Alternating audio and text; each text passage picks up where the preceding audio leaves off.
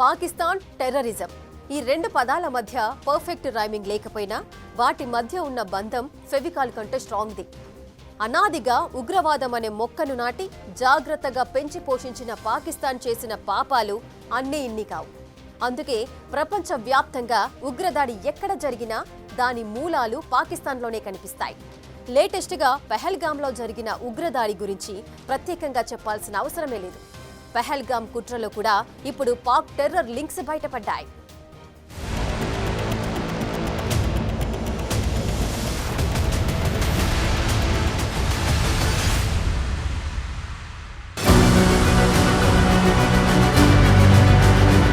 ఉగ్రదాడి ఏ దేశంలో అయినా మూలాలు పాక్లోనే. కశ్మీర్ ఉగ్రదాడిలో పాక్ ఆర్మీ ఇన్వాల్వ్మెంట్.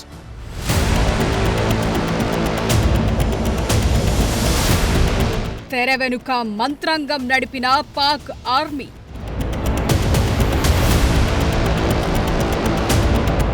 ఉగ్రవాదుల్లో ఒకరు Pak army special force commando.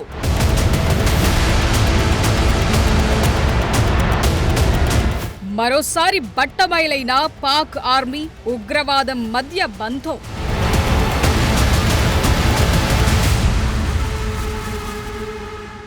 Pahalgam ఉగ్రదాడి ఇంకా దేశ ప్రజల కళ్ల ముందే కదలాడుతోంది. ఈ మారణ హోమం సృష్టించిన ఉగ్రవాదుల జాడ ఇప్పటికీ దొరకలేదు. వారి ఆచూకీ గురించి వేట కొనసాగుతోంది. ఇంతలోనే ఈ ఉగ్రవాదులకు సంబంధించిన కీలక విషయాలు వెలుగులోకొస్తున్నాయి. ఉగ్రవాదుల్లో ఒకరైన షహీం Musa Pak army special force commando అనే విషయం తెరపైకొచ్చింది.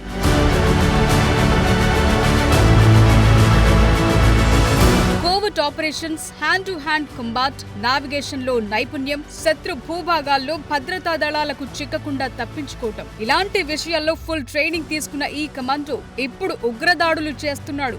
దీన్ని బట్టి అర్థమవుతోంది ఈ దాడుల వెనక ఎవరున్నారనేది, పాక్ ఆర్మీకి ఉగ్రవాద సంస్థలకు మధ్య సంబంధాలు ఎలాంటివి అనేది. ఇన్ని జరుగుతున్నా కూడా పాక్ శుద్ధపూస మాటలు మాత్రం ఆగటం లేదు. మాకు నిష్పాక్షిక దర్యాప్తు కావాలి, భారత్ ఆరోపణలు చేస్తోంది అంటూ పాతపాటి పాడుతోంది.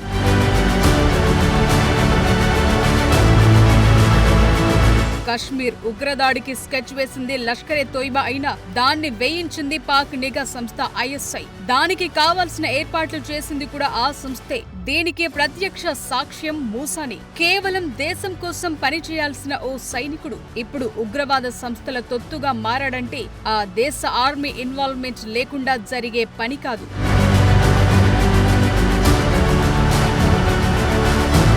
పెహల్గాం ఉగ్రదాడిలో పాక్ ఆర్మీ కమాండ్ హషీం మూసా, 26/11 ఉగ్రదాడుల్లో పాక్ ఆర్మీలో డాక్టర్ గా పనిచేసిన తెహవుర్ రాణా, పాక్ ఆర్మీ ఆఫీసర్ సాజిద్ మీర్, పాక్ ఐఎస్ఐలో పనిచేసిన మేజర్ ఇక్బాల్, మేజర్ అబ్దుల్ రెహమాన్ పాషా, ఇలా అనేక ఉగ్రదాడుల్లో పాల్గొన్న పాక్ ఆర్మీ అధికారుల లిస్టు చాంతాడంత ఉంది.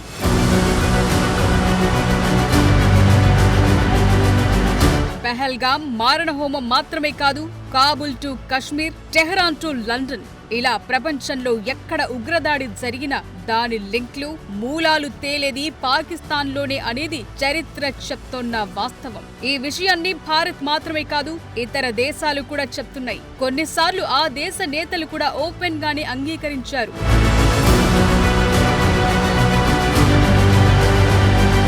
2008 ముంబై ఉగ్రదాడుల వెనుక లష్కరే తోయిబాతో పాటు పాక్ ఉందని 2018లో చూచాయిగా చెప్పారు పాక్ మాజీ ప్రధాని నవాజ్ షరీఫ్.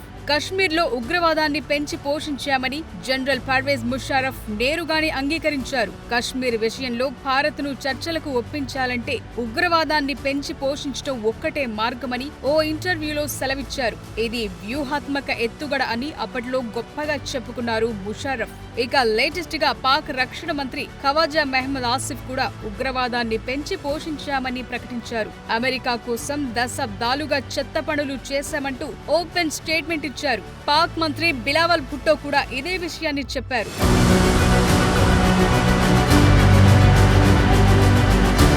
మొదట తాలిబన్లు హక్కానీ నెట్వర్క్ కు సపోర్ట్ చేసింది పాకిస్తాన్ అనేది బహిరంగ రహస్యం. 2008లో ఇండియన్ ఎంబసీ, 2011లో అమెరికా ఎంబసీలపై బాంబు దాడుల వెనుక పాక్ ఉందని తేలింది. మాస్కో కన్సర్ట్ హాల్ దాడి వెనుక పాకిస్తాన్ ఉగ్ర నెట్వర్క్లు ఉన్నాయని దర్యాప్తు సంస్థలు తేల్చాయి. ఈ దాడులకు కావాల్సిన ఐడియాలజికల్, లాజిస్టిక్ సపోర్ట్ అందించాయి పాక్ కేంద్రంగా నడిచే ఉగ్ర సంస్థలు. అంతేకాదు ఇరాన్లో సున్నీ ఉగ్రవాద గ్రూప్ జైషుల్ అద్లుకు ఆశ్రయం కల్పించింది పాకిస్తాన్.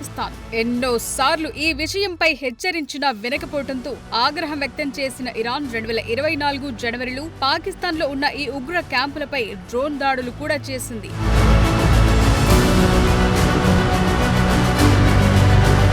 కాలంలో ఇంకాస్త ముందుకెళితే 2005లో లండన్ పేలుళ్ల దర్యాప్తులో కూడా ఉగ్రవాదులు ట్రైనింగ్ తీసుకున్నది పాకిస్తాన్లోనే అని తేలింది. వరల్డ్ మోస్ట్ వాంటెడ్ ఉగ్రవాది ఒసామా బిన్ లాడెన్ కూడా పాకిస్తాన్లో ఆశ్రయం పొందుతున్న సమయంలోనే దాడి చేసి హతమార్చింది అమెరికన్ ఆర్మీ.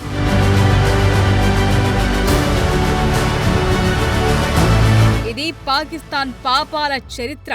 కానీ ఇంతటితో ఆగలేదు, ఆపలేము కూడా.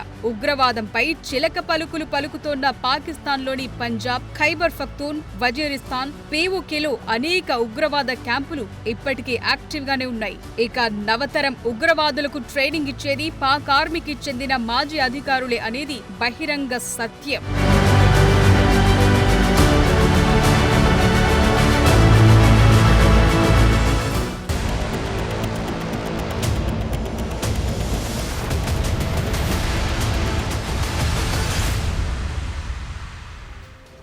అసలు ఉగ్రవాదం పాకిస్తాన్లో ఎప్పుడు ఊపిరిపోసుకుంది? దానికి పాక్ ప్రభుత్వాలు, ఆ దేశ ఆర్మీ, అక్కడి నిఘా సంస్థ ఎలా సపోర్ట్ చేసింది? ఎందుకు చేసింది? అసలు పాకిస్తాన్లో ఎన్ని ఉగ్ర సంస్థలున్నాయి? అక్కడ ఉగ్రవాదులకు ఎలాంటి ట్రైనింగ్ ఇస్తున్నారు? ఇంత జరుగుతున్నా పాక్ ప్రభుత్వం అసలు అటుపక్కకు కూడా ఎందుకు చూడటం లేదు? ఈ ప్రశ్నలన్నింటికీ సమాధానమే మా రిపోర్ట్.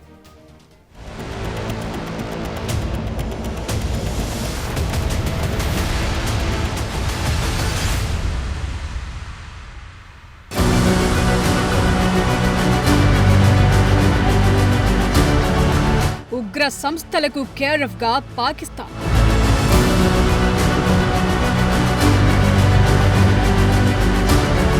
ఇప్పటికే వందల సంఖ్యలో ట్రైనింగ్ క్యాంపులు,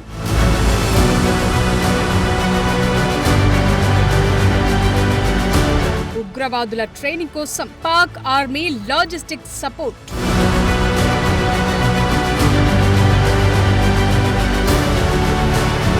ఒకప్పుడు ఓపెన్ గా, ఇప్పుడు కనబడకుండా సాయం.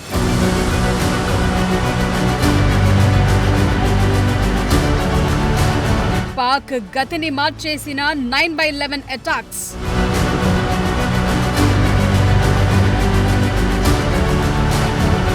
పాకిస్తాన్ కు ఉగ్రవాదానికి మధ్య అవినాభావ సంబంధం ఉంది. ఆఫ్ఘనిస్తాన్ నుంచి సోవియట్ దళాలను తరిమే ప్రాసెస్ లో మొదలైన ఉగ్రవాదుల ట్రైనింగ్ ఇప్పటి వరకు కొనసాగుతోంది. అప్పటికీ ఇప్పటికీ కారణాలు మారినా, కాలం మారినా ఉగ్ర సంస్థలకు ఆశ్రయం మారలేదు. అక్కడ ట్రైనింగ్ ఆగలేదు.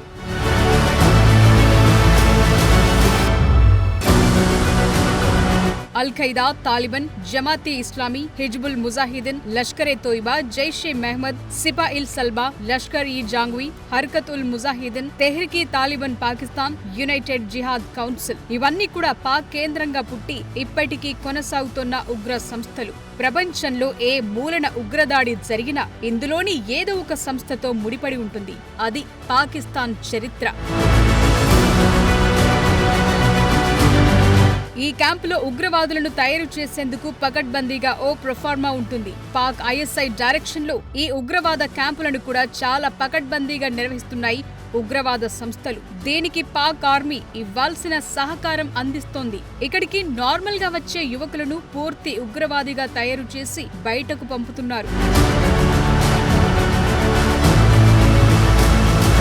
ఈ క్యాంపుల్లో పాకిస్తాన్ లో మొత్తం 6 స్టేజ్ల్లో ట్రైనింగ్ ఇస్తున్నాయి ఉగ్ర సంస్థలు. ఫస్ట్ స్టేజ్ తాసిస్. ఇది ఇంట్రొడక్షన్ పీరియడ్. ఇందులో మతానికి సంబంధించిన విషయాలు చెప్తారు. ఇది 1 నెల రోజుల పాటు ఉంటుంది. సెకండ్ స్టేజ్ అల్-రాద్. ఇది 3 నెలల పాటు ఉంటుంది. ఇందులో మిలిటరీ ట్రైనింగ్ కు సంబంధించిన ట్రైనింగ్ ప్రారంభమవుతుంది. ఇందులో ఉగ్రవాదికి కావాల్సిన మెంటల్, ఫిజికల్ హెల్త్ కు సంబంధించిన ట్రైనింగ్ ఉంటుంది. థర్డ్ స్టేజ్ లో 6 నెలల పాటు గెరిల్లా ట్రైనింగ్ ఇస్తారు. ఇది పూర్తి చేసిన వారికి ముజాహిదీన్ హోదా దక్కుతుంది. ఇక ఫోర్త్ స్టేజ్ లో దోష్కా, జన్లా ట్రైనింగ్ కు వెళతారు ఉగ్రవాదులు. ఇక్కడే వీరికి ఆయుధాలను ఉపయోగించడంపై శిక్షణ ఇస్తారు. దోష్కాలో లైట్ వెపన్స్ ఉపయోగించడంపై ట్రైనింగ్ ఉంటుంది. ఇక జన్లా అనేది 9 నెలల ట్రైనింగ్. ఇక్కడే ఉగ్రవాదులకు ఆటోమేటిక్ రైఫిల్స్, ఎక్స్ప్లోసివ్ పై ట్రైనింగ్ ఇస్తారు. లష్కరే తోయిబా, హిజ్బుల్ ముజాహిదీన్, హర్కత్ ఉల్ జిహాదీ ఇస్లామీ ఉగ్ర సంస్థలకు మాత్రమే ఈ ట్రైనింగ్ ఇచ్చే సామర్థ్యం ఉంది. ఇతర గ్రూపులు వీటి సాయంతో వారి సొంత ఉగ్రవాదులకు ట్రైనింగ్ ఇప్పిస్తాయి.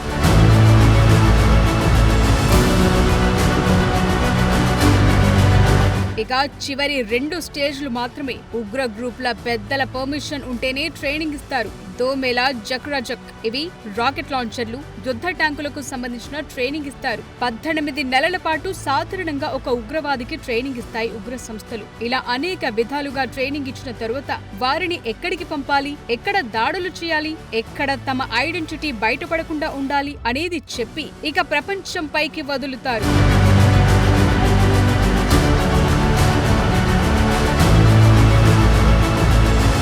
సౌత్ ఏషియా రీజియన్ లో మొత్తం 200 మిలిటెంట్ గ్రూపులుంటే ఇందులో ప్రధానమైన 50 గ్రూపులు ఒక్క పాకిస్తాన్ లోనే ఉన్నాయి. భారత్ కు వ్యతిరేకంగా పనిచేసేవి కొన్ని, తాలిబాన్ లోని ఓ వర్గానికి వ్యతిరేకంగా పనిచేసేవి కొన్ని, షియా గ్రూపులకు వ్యతిరేకంగా పనిచేసేవి ఇంకొన్ని, పాక్ ప్రభుత్వానికి వ్యతిరేకంగా పనిచేసేవి మరికొన్ని, ఇక మరికొన్నైతే ఇస్లామిక్ ఎమిరేట్ ఆఫ్ పాకిస్తాన్ ఏర్పాటు చేయాలనివి. ఇలా రకరకాల లక్ష్యాలతో పనిచేస్తున్నాయి పాక్ బేస్డ్ గా పనిచేసే ఉగ్రవాద సంస్థలు.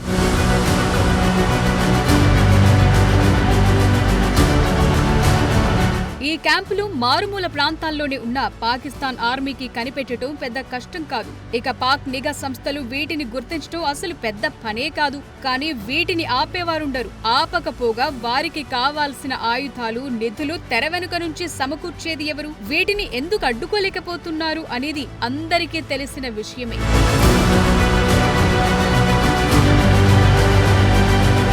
మన దేశంలో కారణం ఏదైనా ఆయుధాలు పట్టుకోవటమనే నేరమని భావించి మావోయిస్టులు అనే వారిని లేకుండా ఏరివేసేందుకు ప్రయత్నాలు జరుగుతున్నాయి. పోరాటం ఏదైనా అది ప్రజాస్వామికంగా ఉండాలన్నది భారత్ అభిమతం. కానీ పొరుగు దేశం పాకిస్తాన్లో మాత్రం ఆ పరిస్థితి లేదు. అంతా ఓపెన్ గా జరుగుతున్నా పట్టించుకునే నాథుడే లేడు. ఓవైపు పాక్ ఆర్థిక సంక్షోభంలో కూరుకుపోతున్నా ఇవి మాత్రం యథేచ్ఛగా నడుస్తున్నాయంటేనే అర్థం పాక్ కు చెందిన ఓ బలమైన శక్తి వీటి వెనకుందని. అది పాక్ ఐఎస్ఐ అని. అందుకే ఈ ఉగ్ర గ్రూపులు ఇతర దేశాల్లో జరుగుతున్న దాడులు మాత్రమే కాదు, సొంత దేశంపై దాడులు జరిగినా ప్రజల ప్రాణాలు తీస్తున్నా పట్టించుకోలేదు.